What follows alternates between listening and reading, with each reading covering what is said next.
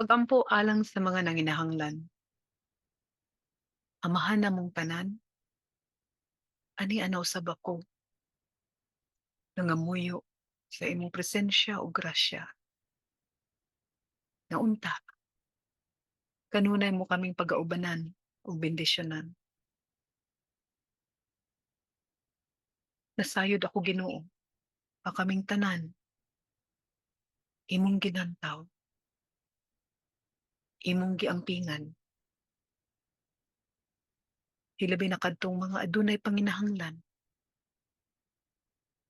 naa sa sitwasyon sa kalisod, sa pagpangabuso, sa pagpanamastamas. Hinaot Ginoo, nga buligan mi nimong tanan sa imong grasya, labi na 'tong nanginahanglan karon, gawason mo sa kalisod na ilang kahimtang. Kuhaa sila Ginoo, gikan sa kalisod, sa mga pag-abusar, sa mga pagpanamastamas, sa mga taong abusado.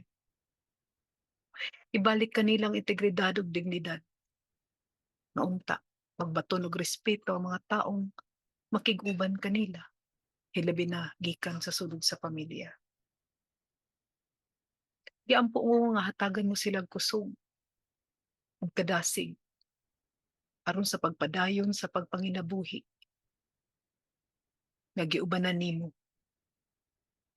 Ginoo, hatagig ka kalinaw, kahayag ang ilang mga salabutan, ang ilang mga kasing-kasing. Panalipdi sila sa mga kadautan, palayo sila sa mga naay adwa utang tumong ug intensyon nga naa kanila.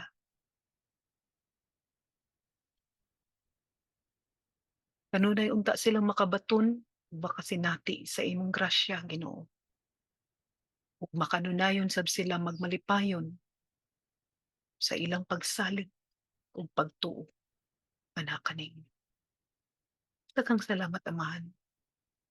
Sa tanang higayon ikaw ang among Diyos, ang among Ginoo, ang among Amahan, tinubdan sa tanang grasya ug kinabuhi. Amen.